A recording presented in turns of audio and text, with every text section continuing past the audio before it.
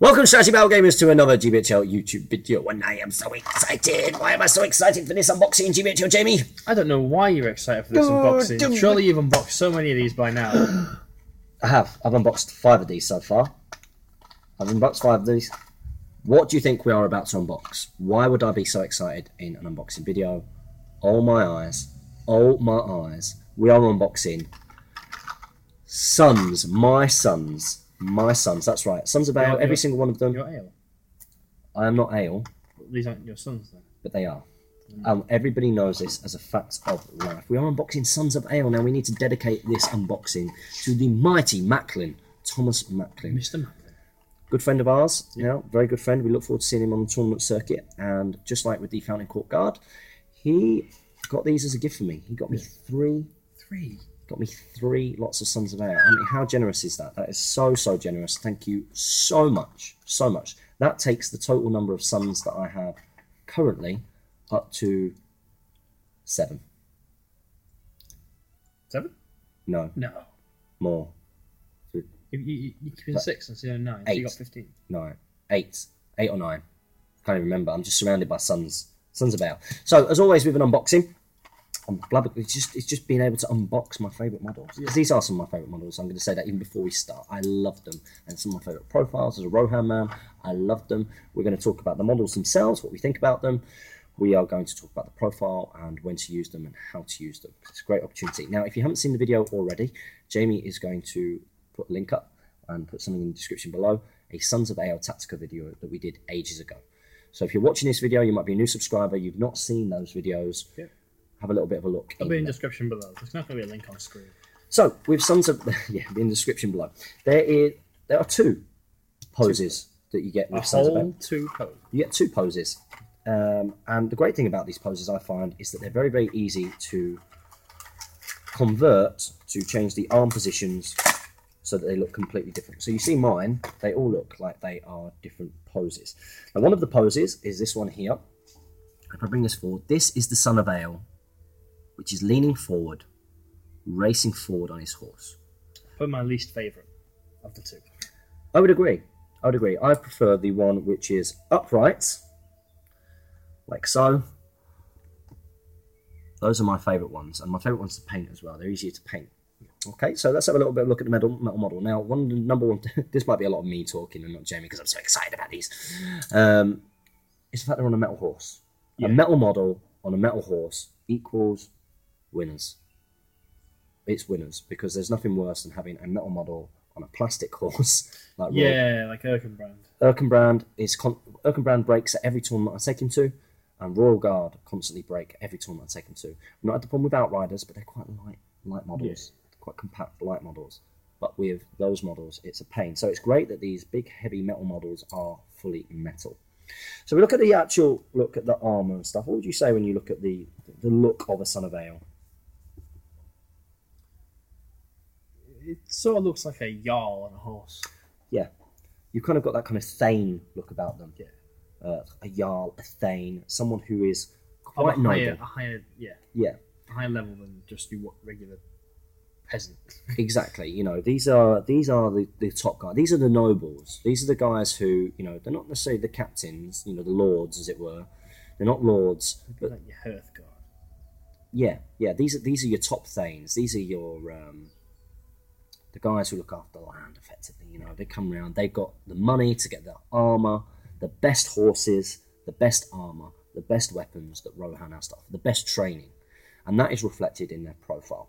Now, when I've glued these guys together before, one thing which can be a bit of a pain, as with a lot of the metal horse models, is the connection. Filling the gaps in the legs. Yeah, and a lot of the time I'm too lazy to do that. Yeah, well, so am I with my metal ring wraiths. I did it with the Dummer Lake because I had the liquid green stuff in front of me. I was like, I can't be lazy. How does liquid green stuff work? Is it good? Yeah, it's good. Yeah. Really simple to just it's not like green stuff where you got to mix it together. If you just put a bit on your spatula and just poke it into the gap, wipe off what you don't need. Yeah. It dries really quite quick and hard. And these guys definitely need that. What you also need to do with these metal models, make sure you give them a good wash because they've usually got that kind of powdery resin from when they've been in powdery thing from being in the mould. And also they tend to have quite a lot of sort of little bits of the flash on them. Yeah. Little bits of metal. Do you know what's really annoying with these? Is it if you don't spot a bit of flash, you spray it, then you spot it, and you pick it, and then you got this big shiny bit of silver. where it's been covering. You're like, oh, for God's sake. And it's important. It just shows the importance of prepping the models before you actually start painting them.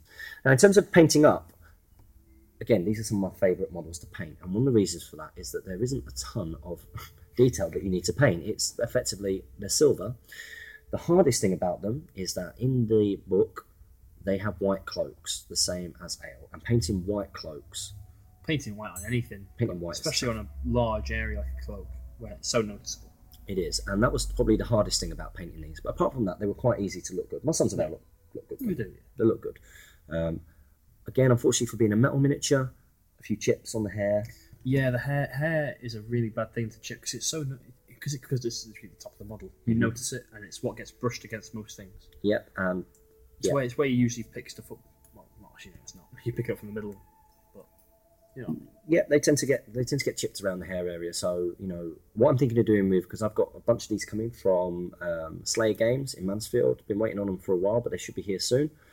I'm going to be sending these off to Kev because they are some of my most prized models. And although I've got a bunch of them already, I would like to be able to do like some fun lists where I've got like AM a Knight of Pelennor and 10 Sons of Eorl is 350 points or 400 points, whatever it is. And, I'd like to be able to do stuff like that. So let's talk a little bit about the profile. Now, I don't need the Kingdoms of Men because I know this profile off by heart. Now, these guys are described as being an elite cadre of Rohan troops. Again, they're the Thanes, aren't they? Yeah. These are for those of you who don't know, tomorrow, which won't be tomorrow. No, it's not tomorrow. A while ago, Jamie, and maybe I did, I don't know yet, went over to Dublin to hopefully be cast. Hopefully be cast as extras in Vikings, the TV/internet show. Which you've been raving about, and you said that I would love it. You will love it. I have no doubt in my mind. And I said to Jane, come on, Jane, this is a dream to be a Viking. I was born to be a Viking. Born in the wrong time. At the wrong time. I'd be mega with an axe. Do you know what I mean? I really would. Give me an axe. Actually, I'd probably have a sword. Sword is a much better weapon. Yeah. In so many different ways. Cromwell, I've said so many times. Yeah. The axe is unweighted, so it's not balanced. It's not a balance. It's not a short stabby. No, it's no.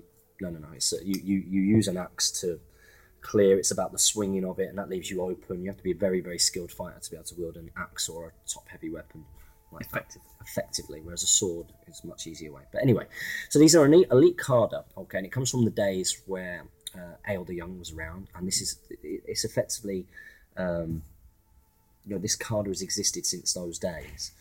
Now, something that Tom Harrison's very against these. Is he? Well, not very against them, but he doesn't like them, and the reason he doesn't like them is because he doesn't think it's themed to put them in a Rohan list. He says that they should be part of just an Eorl the Young list. Yeah.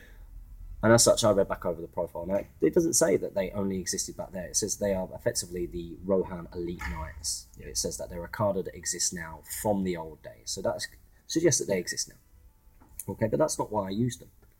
I use them because of their profile. Yes. Do you know their profile? Fight 4, strength 4, defense 6, 2 attacks, 1 wound, courage 4. Jamie, man after my own heart. Brilliant. So they are fight 4, which you need as men, as an elite man. Fight 4 is great.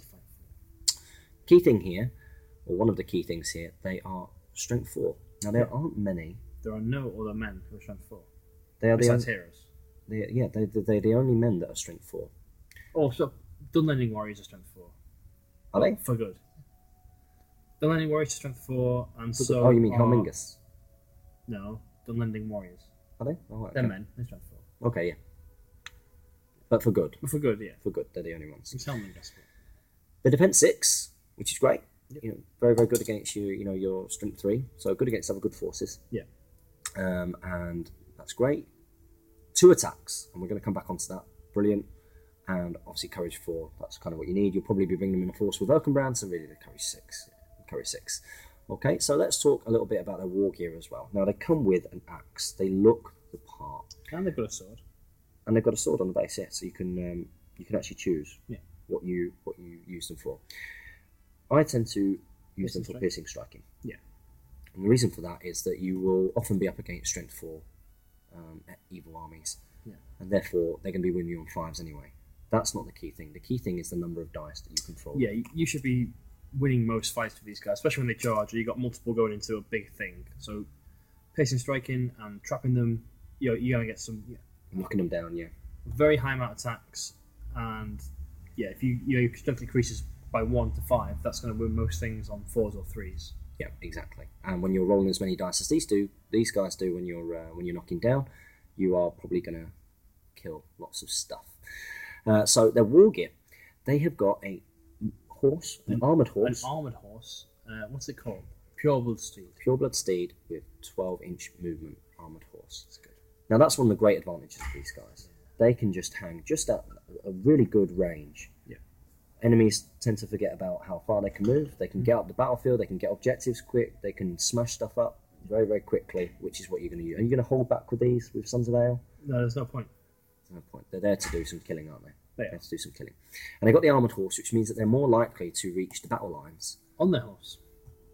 Which is very, very important. All of a sudden, a strength 2 bow needs 6s to kill them, rather than a normal horse, which would be 5s. So they're more likely to get there. Still struggle, maybe against elf bows. Yep. But, Strength 3. But they do that well. The key thing with a Son of Eorl is the 2 attacks. Yeah, 2 attacks. As you've said, probably in the tactica that we've linked to, so you don't actually need to go on too long about it, is that they counter the negative of cavalry, that when you get charged, you've still got 2 attacks. Yeah, and that is the main negative of cavalry, that you charge in, and it's the counter charge where you struggle. Whereas these guys have got 2 attacks based all the time. So even when these guys get knocked off their horses, they're still a threat on the floor. They are a threat on the floor, and they tend to dig in, being defense 6 as well. Yeah, you've seen that before when you against the strength 3 forces. Yeah, against the strength 3 forces, they tend to be able to dig in quite well. The key thing, they get charged in. If they get counter charged, they can hold their own just about.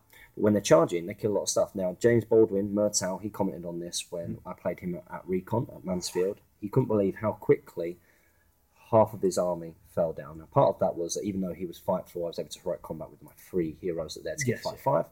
But the fact that these guys are knocking down, and often when they're winning the fight, getting 6 dice to roll 3s or 4 pluses, they are probably going to kill. 3s, 4, 5s, isn't it, these guys? They're like a slightly watered down version of a Rohan hero. It's a Rohan hero with no might, will, or fate. Yeah, it's a Rohan captain. Yeah, it is. Yeah, Rohan captain without heavy armor. Yeah, I suppose. And they do what Warg Marauders do, but not quite as good. I would say now, from experience, I would say that this is the second best cavalry model in the game for what it lends as cavalry. You could say that Rivendell Knights are up there for their multi-role and fight 5 and the Lances, but I think these guys hold it together better than I do when it comes to doing what cavalry doesn't do very well, which is getting counter-charged. Yeah. And they do kill in a quite similar way to a Warg Marauder does. Yeah. Lots of dice thrown. You're probably going to get those 6s to kill. So that's been us discussing the Sons of Eorl. We're not going to go on too long because there is a Tactica in the link below, so make sure you click that. As always, make sure you comment, like, share, and subscribe. And maybe check out some of those Tactica. Yeah, because they're old videos. There's only 2. Oh, is there only 2? There's only the Outriders. And there's some sort of what's changed. Some of the old videos, definitely worth having a look at. Oh yeah, there's the when to feint and when to feint, yeah, when to piercing strike. Yeah, but support your Hobbit hobby. And happy strategy battle gaming, sons.